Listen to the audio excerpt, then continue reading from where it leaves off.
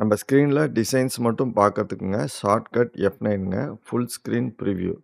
F9 குடுத்தோம்னா, நம்ம செஞ்சிருக்க டிசைன்ஸ் மட்டும் ஸ்க்ரீன்ல ஃபுல்லா தெரியுங்க. கோல்ரால டிஃபால்ட்டாவே வியூ மெனுல என்ஹான்ஸ்டுங்கிற வியூவபிள் மெனு தான் ஆக்டிவேட்ல இருக்குங்க. இதனோட அட்வான்டேஜஸ் இமேஜஸ், ஆப்ஜெக்ட்ஸ், டெக்ஸ்ட்னோட ஒரிஜினல் குவாலிட்டிய ஸ்க்ரீன்ல வியூவபிளா காமிக்குங்க. இந்த இமேஜ இப்ப ஜூம் செஞ்சு பார்க்கலாங்க. இதனோட ஒரிஜினல் குவாலிட்டி நல்லா இருக்குங்க. டெக்ஸ்ட்ட ஜூம் செஞ்சு பார்க்கலாங்க. ரொம்ப ஷார்ப்பா இருக்கு. என்ஹான்ஸ்டு மோட்ல என்ன வியூவபிளா இருக்கோ, அதுதான் பிரிண்டிங்ல வரும். பிரிண்டிங் குவாலிட்டிய என்ஷூர் பண்றதுக்கு இந்த என்ஹான்ஸ் மோடு ரொம்ப ஹெல்ப்பா இருக்குங்க.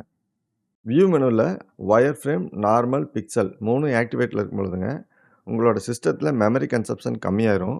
இதனால உங்களோட வொர்க் ஸ்பீடா இருக்குங்க.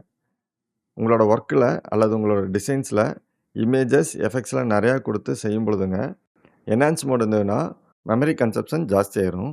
அதனால வொர்க் ஃப்ளோ ரொம்ப கம்மியாயிருங்க. அதாவது உங்களோட சிஸ்டம் ஸ்பீட் கம்மியாயிரும். அதுக்கு பதிலா வயர் ஃப்ரேம், நார்மல், பிக்சல் ஏதாவது ஒண்ணு ஆக்டிவேட் செஞ்சுட்டு நீங்க வொர்க் செய்யும் பொழுது, உங்களோட வொர்க் அல்லது டிசைன்ஸ் ஸ்பீடா இருக்குங்க. ஃபார் எக்ஸாம்பிள் வியூ மெனுல wire frame activate செய்றேங்க.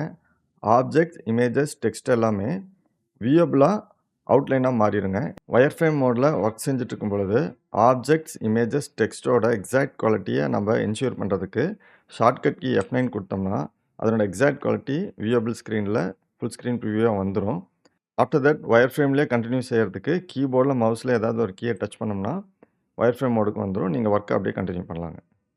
Wire frame viewable ஸ்க்ரீன்ல ஒரு பிராக்டிகல் எரர்க்கான ஒரு சொல்யூஷன் இருக்குங்க. F4 குடுத்தோம்னா, என்ன டிசைனோ அது மட்டும் ஃபிட் டூ ஸ்க்ரீன் வரணும். இப்ப நான் F4 குடுக்குறேங்க. வேற ஏதோ ஆப்ஜெக்ட்ஸ், அவுட்லைன், ஃபில் நன்னா இருக்கு. அல்லது ஒரு இமேஜ் ஹிட்டனா இருக்கு. என்ஹான்ஸ் வியூல அந்த ஆப்ஜெக்ட்ஸ், இமேஜஸ்லாம் தெரியாதுங்க. வயர் ஃப்ரேம்ல எல்லாமே தெரிஞ்சிரும். இப்போ வியூல வயர் ஃப்ரேம் ஆக்டிவேட் செய்றேங்க. இந்த 3 ஆப்ஜெக்ட், அவுட்லைன், ஃபில் நன்னா இருக்கு. அதனால தான் F4 குடுத்தா இத கன்சிடர் செஞ்சு ஃபிட் டூ ஸ்க்ரீன் வந்துருச்சுங்க. இத செலக்ட் செஞ்சு டெலீட் செய்றேங்க. வியூல என்ஹான்ஸ் மோட் குடுக்குறேன். F4 குடுக்குறேன். எக்ஸாக்ட்டா என்ன டிசைனோ அது மட்டும் வியூவபிளா வந்துருச்சுங்க. வியூல என்ஹான்ஸ் மோட் ஆக்டிவேட்ல இருக்குங்க. இது ஒரு HD quality image. Zoom in செய்றேங்க. குவாலிட்டி சூப்பரா இருக்கு. வியூல பிக்சல்ஸ் ஆக்டிவேட் செய்றேங்க. இது வியூவபிள்க்கு மட்டும் தான் பிக்சலேட் ஆயிருக்கு. எக்ஸாக்ட்டா என்ன என்ஹான்ஸ் மோட்ல இருக்கோ அதான் பிரிண்டிங்ல வரும். இந்த மாரி மல்டிபிள்ஸ் ஆஃப் HD குவாலிட்டி இமேஜஸ பிக்சல் மோடுல வொர்க் செஞ்சோம்னா, நம்மளோட வொர்க் ஸ்பீடா முடிஞ்சிருங்க. ஆஃப்டர் தட் ஃபைனல்ல என்ஹான்ஸ் மோட் ஆக்டிவேட் செஞ்சுக்கலாங்க.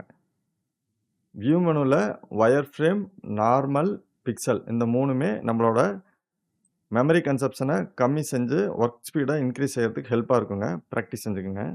இதோட பேசிக்ஸ் ஆஃப் CorelDRAW கம்ப்ளீட் ஆயிடுச்சுங்க. Mastering CorelDRAW practical design tutorials 24th வீடியோலேருந்து ஸ்டார்ட் ஆகுதுங்க. Thank you for watching our videos using YouTube.